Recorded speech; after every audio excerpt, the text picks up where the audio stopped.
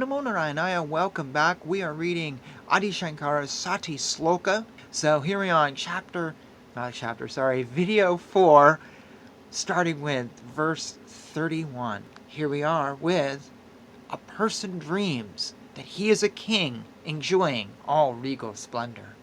But when he wakes up, he realizes that what he saw in the dream was all false. He does not, on that account, grieve, thinking, I, a king, have been deprived of my kingdom.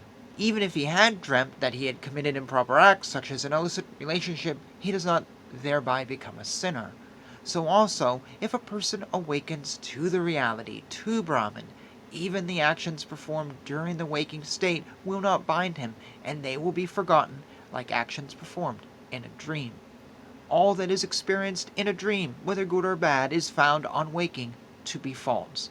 Whatever is done by the gross body in the waking state is not found to exist in a dream. Thus, even though everything that happens in both these states is proved to be false, it is a pity that the deluded human beings cling to these false things, being totally ignorant of the self, the only reality, which illuminates both these states.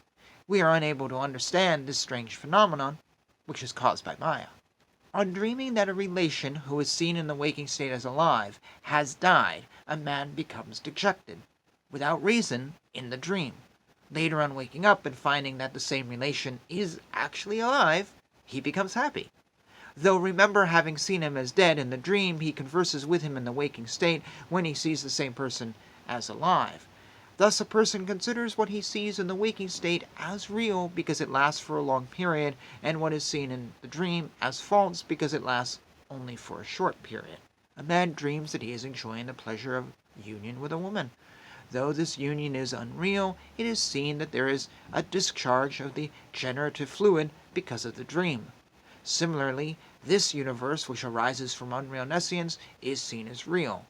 In the dream, the man is real, but the woman as well, as the union of the two are both unreal. But this unreal cause produces the real effect of staining of the garment during the dream.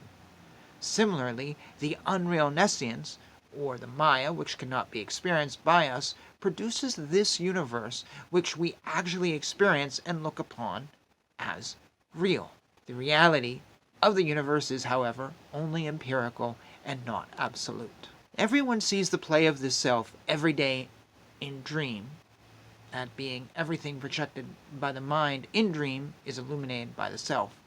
But no one sees the self who plays by the power of Maya and without any organs whatever. So alas, no one sees the self who eliminates all objects and all embodied beings and makes them capable of functioning in the waking state. Nor does anyone see the self in the state of deep sleep, even though the supreme bliss of the self is experienced then. This is most surprising. If a man dreams that a mantra has been imparted to him by a guru and that he has repeated it a number of times in the dream, then on waking up he will find that the mantra has borne fruit.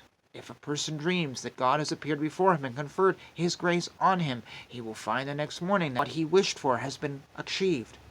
Thus, even though the dream is not real, it gives rise to a real result in the waking state.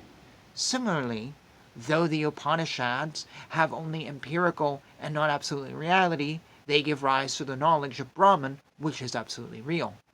It is by the light of consciousness of Brahman that human beings, animals, birds, etc., and other living creatures, which are capable of motion, as well as stationary beings such as plants and trees, which are also Shivas, have consciousness. All objects in this universe, whether superior or inferior, owe their existence only to Brahman, on whom they are superimposed. In dreamless sleep, the organs such as speech, etc., merge in the vital air, which is the source of their manifestation in the waking state. Similarly, when fire is extinguished, it merges in air. When the sun sets, it also merges in air. The same is the case with the moon. It is said in the Brihadaranyaka Upanishad that the organs began to compete with each other, each one saying that it would not go on working without any rest, but after a while all of them became tired. Only the vital air did not feel any fatigue at all. Similarly, fire, sun, moon, and other deities tried to work without respite, but they also became tired. Air alone did not become tired at all. Air, or vayu, among the deities, is the same as the vital air among the organs. The knowledge obtained through the sense organs can be erroneous, like the silver seen on nacre. Therefore, the Upanishad says that for realization of the self, one should meditate on the vital air and not the organs. We're going to pause here. That is verse 37. Probably one of the few writings on sex and orgasms that Adi Shankara ever wrote. Wow, that was very interesting because on some level he dismisses the dreaming world. Then you get the feeling that he's also dismissing the real world.